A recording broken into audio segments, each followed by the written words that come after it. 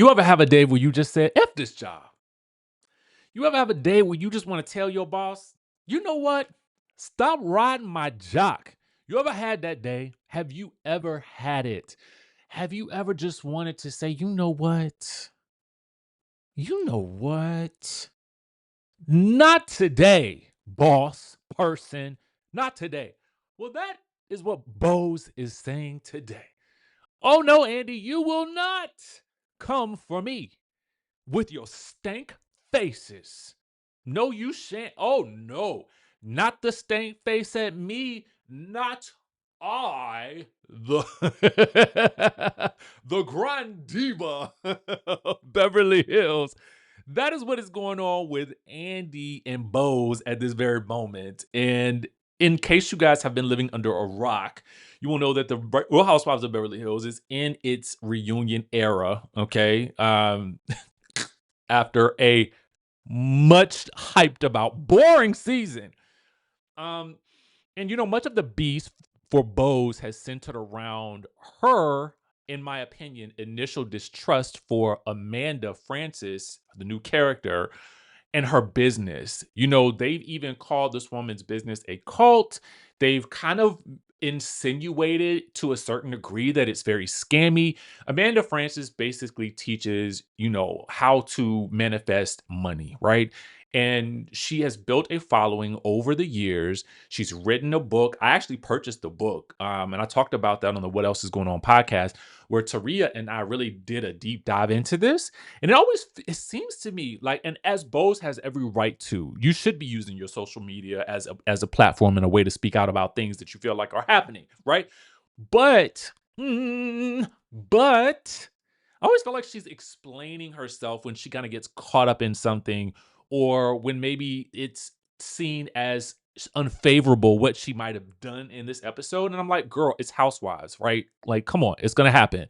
But because she is so serious about her own occupation, it is very bewildering to me why she is so quick to question what Amanda does. Another woman who has built a business when likely people did not believe in her either. Okay, so let's get into what Bose has to say, because I want you guys to hear it from the source.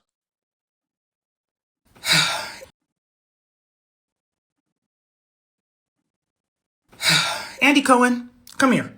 I'm calling you to the front of the class, okay? Did you really make this face? When we were at the Real Housewives of Beverly Hills reunion and we were talking about this. CMO job is a short tenure job. It is? Yeah. It's not meant to be for It is intentioned to be a long time, but what happens is that a lot of times the blame of any company's failure or its issues with the stock falls on a CMO. Now, I know you couldn't have meant to have a skeptical look, right? Because there have been plenty of white papers and think pieces that have been written about the tenure of the CMO and the high pressure job that it is. Not the white paper. So even though you decided to double down with this, a white refrigerator, I'm going to believe that you were simply unaware. But now you're aware. Okay, now everyone, while I have your attention, I don't want us to be distracted by this debate about whether or not I can keep a job, okay? But by the way, do you really think that billion-dollar businesses would keep hiring a CMO who has a failing track record? No. Okay? And do you think I'd be placed in not one but 2 Hall of Fames if I didn't do anything? No. Okay? So it's not an accident or by happenstance, all right? And let me just say the quiet part out loud, which I didn't say every day. Of the approximately 329 to 346 Fortune 500 companies who have a senior marketing leader in the C-suite, only 1% of those CMO roles are currently held by a Black woman. 1%. That means if we take the high number, let's say 346 CMO roles, that means 3 or 4 of those roles are filled by someone who looks like me. And oh, by the way, I know them personally.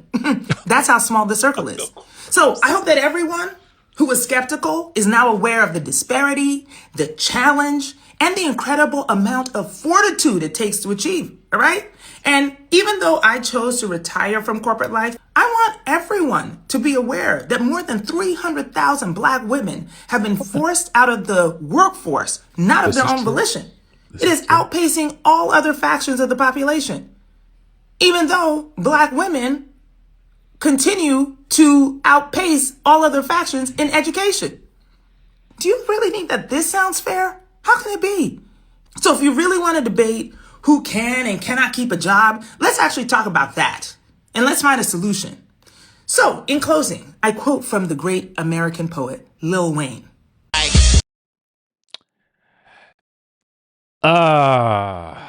Okay. So, listen, the video stopped when it became time to stop because she was about to go into a Lil Wayne song. We can't play that here. Basically, she's saying she the greatest that ever done it, okay? I'm not mad at anybody for hyping themselves up. I'm really not. I applaud it. I feel like more people should do it. I tell you guys that all the time. Like, stand up for yourself, stand up for what you believe in, hype yourself up, hype your accomplishments up. You know, other people of other nationalities are able to do it. And sometimes I feel like we as Black people, we are always placed in a position where we are being made to feel like we need to humble ourselves. That is not my issue with Bose. My issue with Bose is not what she has accomplished. It is what is happening on the show that is what she is not addressing. Okay. You know, Andy's posts aside, right? But you know, when you really think about it, when you look up the average length of a typical CMO, it honestly online, and maybe the Googler is, you know, maybe it's always wrong. I don't know, you know.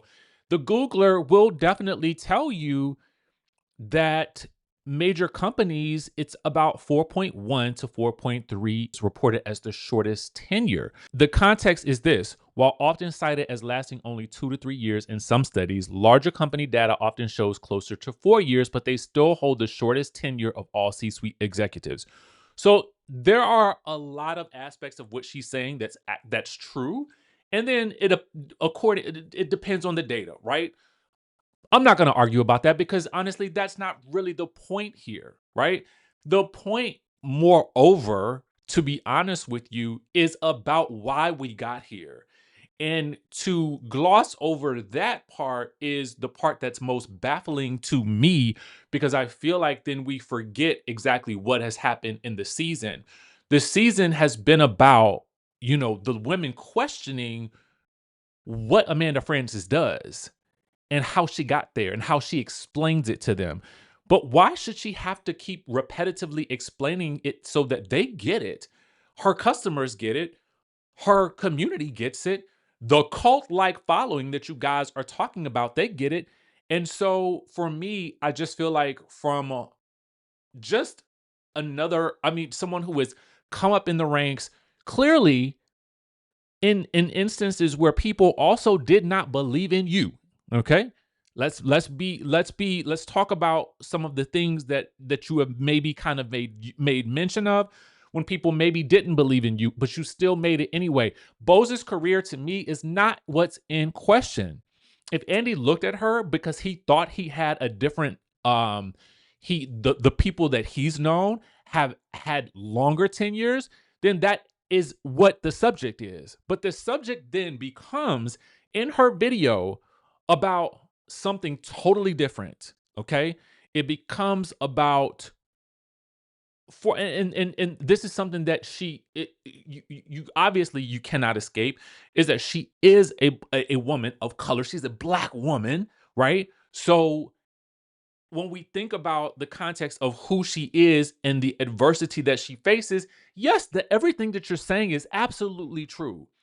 The women, the amount of women who have been laid off, those things are absolutely true, but it does not have any bearing on the conversation or the fact that it seems like every time she gets in these moments on the show where in any other housewife would just kind of roll with the punches with it, she will come on social media and she has to explain herself, right? She has to go into depth with it. And Andy clearly says, but what the heck do I know? Right? What the heck does Andy know? I mean, you know, he's successful too, right? So I think that Bose steered the ship in a direction that felt more suitable for her versus sticking to the original topic of discussion, which is her issues with Amanda and Amanda clapping back at her and not really liking it. That's really, to me, from an outsider's perspective, what this feels like this is about. If you leave that girl alone, you don't like her, leave her alone. You don't like her, who cares? You don't like her, you don't believe in what she does, don't buy her courses. Don't, but I just kind of feel like I think to a certain degree, Bose, you set yourself up to be in this position. And now you're having to defend you are feeling like you are having to defend yourself over something that no one else feels the need to have to defend, right? If you had left that girl and her stuff alone, she wouldn't have been on ChatGPT reading about you.